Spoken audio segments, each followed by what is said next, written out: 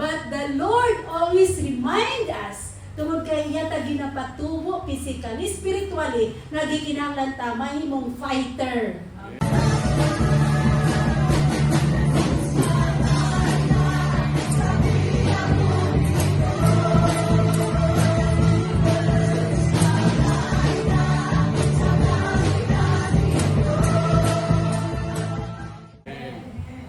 Maka-fight ka na walay kaon. Maka-fight ka, luyo sa problema. Maka-fight ka, luyo sa mga kaguol. Tungod, the Lord is with you.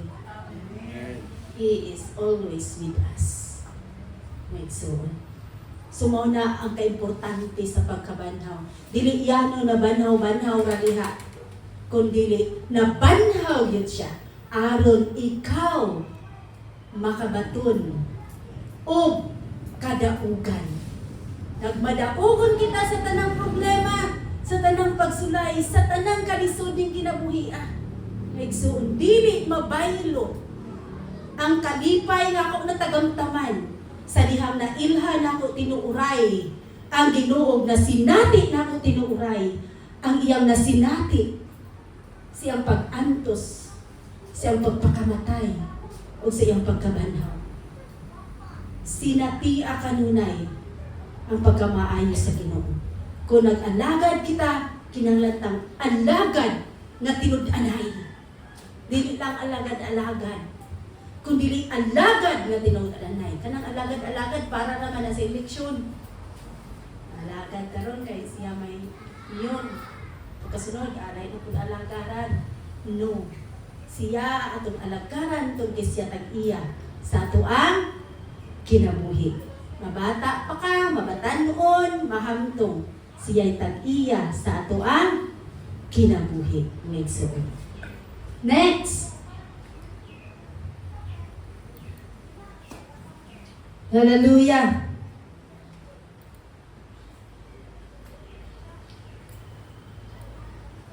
Mahinungdanon ang pagkabanhaw ni Kristo sa atong kinabuhi, mga igsoon, tungod kay mauni ang garantiya sa atong usab nga pagkabanhaw.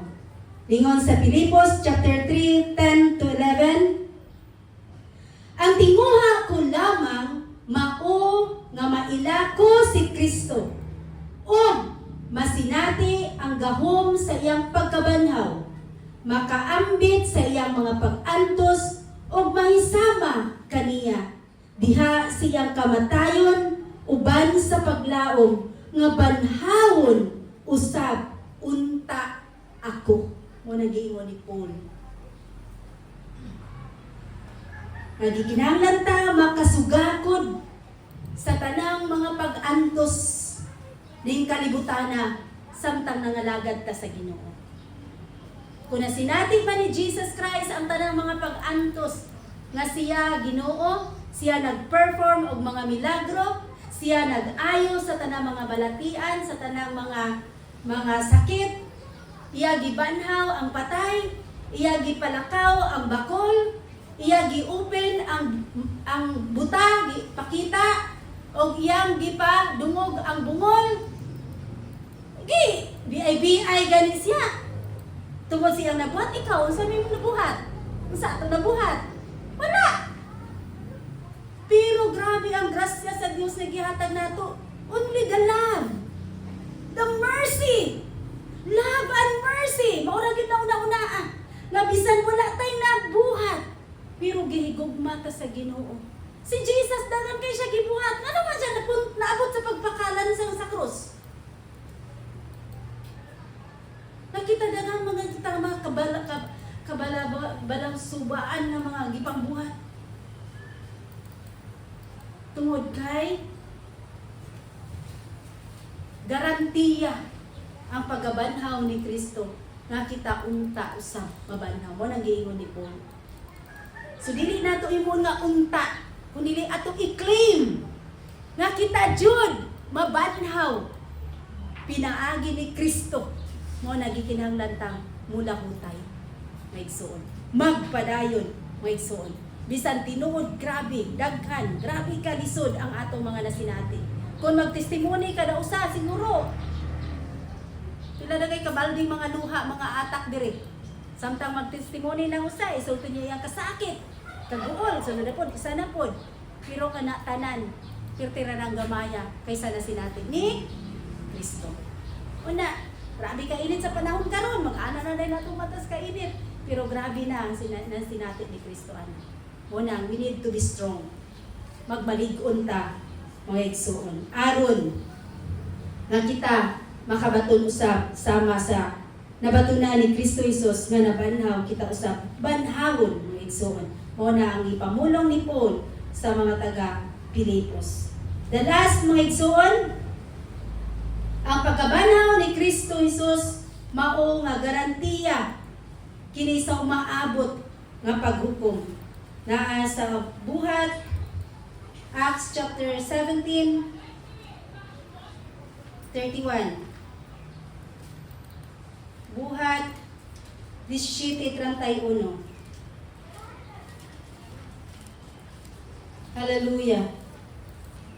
Napa mo diha, may igsoon? Wala na ba na natulog diha? Amen. Hallelujah. Saan man to? 17:31. Kay nagtagal siyang adlaw nga hukman niya ang tibuok kalibutan. Pinasubay sa hostisya, pinaagi sa tawo nga iyang gipili ug gimatuod niya kini ngadto sa tanang katawhan, pinaagi sa pagkabanhaw kaniya. Muna mga igsoon, garantiya na mga igsoon sa umaabot nga paghukom sa tanang mga tao, ilabi na sa iyang mga pinili. Ipili ba ta mga igsoon? Amen. Itang ato jud ang ato nagipili kita niya. So kay gipili man ta og gitawag sa Ginoo, ato pamatud-an nga magmatinud-anon ta sa pagduol kaniya, sa pag-alagad kaniya. Nan mga igsoon, ang pagkabanhaw ni Kristo mo ni siya ang mahinungdanon.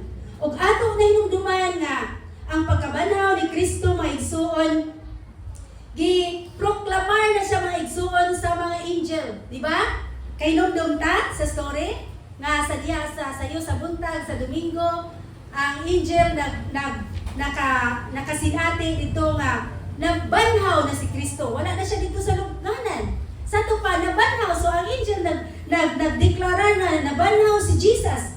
Then ang mga tao, ang mga gwardya, katong mga gwardya dito, mga igsuon, iya to inimito ni Jesus, gipabantayan aron dili kawato na ang lawas ni Jesus. So kung nagproclaim ang angel nga nabanhaw si Jesus, nagproclaim pod ang enemy nga nabanhaw usab si Jesus. Pero ila gibayran sa mga kadagkuan, gibayran nila to ang mga gwardya aron maghilom. Aron na ang gwardya muingon nga gikawat ang iyang lawas, gibayran og kantidad, mga igsoon, tinuod na dili na tumutumo ako naa na makita, mga igsoon, sa Mateo 28:11 hangtod sa 15. Gibayran aron na magpakahilom tong mga gwardya. Aron dili sila gipanhaw gitinuod si Kristo. Ila gipagawas nga gikawat ang iyahang lawas. So muna nag-declare, nag-acknowledge usab ang mga kaaway ni Kristo, mga igsoon, nga nabanaw siya. Then next, mga igsoon, giwali ni Pedro ang pagkabanhaw ni Kristo. Diya sa Buhat chapter 10, 40 to 41. Then kinsa pa ang nagwali sa pagkabanhaw ni Kristo? Si Pablo. Mga igsoon, diya usab giwali ang pagkabanhaw ni Kristo. Diya sa 1 Corinthians chapter 15, 3 hangtod sa 5. Kita karon, unsa ang angayan na atong buhaton sa pagkabanhaw ni Kristo? Makabalo ba ta muwali? Kabalo ba ta? Muwali? Wala nga lang manatingog. Amen. Dili muwali dili. Mo-proclaim nga nabanhaw si Kristo alang ka nato. Asa na nimo i-proclaim? Dita mo katawa. Kitinuod ni. Asa na to i-proclaim? Sa imong banhag wala pa kaila. I-proclaim. Isulti. Ayaw itago. Sa imong mga anak na naglantagaw, wala nimo nakauban ron. Isulti. Aron na sila makabaton sa kaluwasan. Isulti sa imong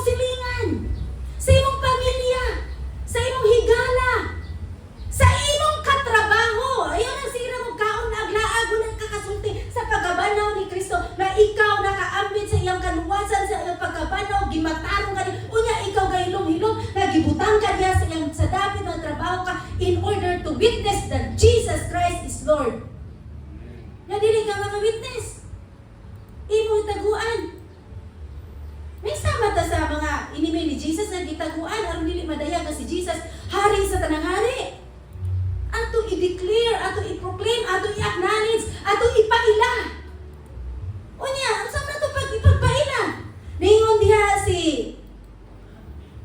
diha sa Roma 1:16. O siyang giingon, kay dili ko ikaulaw ang maayong balita kay kini mao ang gahom sa Dios aron sa pagluwas sa tanang mutuo. Dili na to ikaulaw. Maulaw ka sa imong katrabaho, sa imong boss. Pero dili ka maulaw, sige mo na itong kaunlaan kung siya niya, wala ka kahatag ng importansya. Sa ato ang partner sa kinabuhi. During kaon, sulti. During tulog, sulti. Pero paningkamot na dili ka masuko kung magsulti ka. Dapat maghila ka, dili masuko. Dapat dunay kalumo. Dili pa nag-away. Dili ka niya tuuhan. Once nga ikaw nagsulti na suko. Muna ako kasi pa dira. Muna siya nagdito na. Dili na mao. Wala na mo ka nagsimba. Mao na karon imong gibati. Kano na biya ako nag-ampo nimo. Pero ikaw wala nimo gibaniwala. Dalag, haploy. Asa imong gibati? With love, ingon siya, speak with love. With humbleness. Pero usahay man gud nimo tang garbuso tungod sa pulong sa Ginoo. O kamuya, wala mo simba-simba, mao na inyo tanan. Dili wala na sa kinaiya ni Kristo. Ang kinaiya ni Kristo dunay dakong pagpaubos. Natawa sa giunsa siya. Sa kadako tong ransang gi tarok sa iyang kamot nga pwede to niya paglansang ato, pwede to niya di pa lupad to. Pero wala. Pero kita usahay, gamay na istorya. Wala mga igso. Ayaw sayangin. Nga dili na to sayangan? Nga dili na to ikaulaw? Ang pulong sa Ginoo. Tung kay mauni ang gahom. Basa na adina sa Roma 1:16. Kung ikaw estudyante, speak. Kung naka sa trabaho, speak. Speak. Ayaw tagui. Tungod kay gispeak gani sa kaaway, gispeak gani ni Paul. Tungod kay mahinungdanon. Ang pagkabanaw, kung dili mahinungdanon nimo, dili nimo sila mabira sa kalaglagan. Diba? Sa ingon sa kanta, rescue the perishing. Atong i-rescue ang mga malaglag. Arang dili sila malaglag. Maigsuon. So we need to speak. Dili na to ikaulaw ang pulong sa Ginoo. Dili ko ikaulaw ang mayong balita kay kini mao ang Dios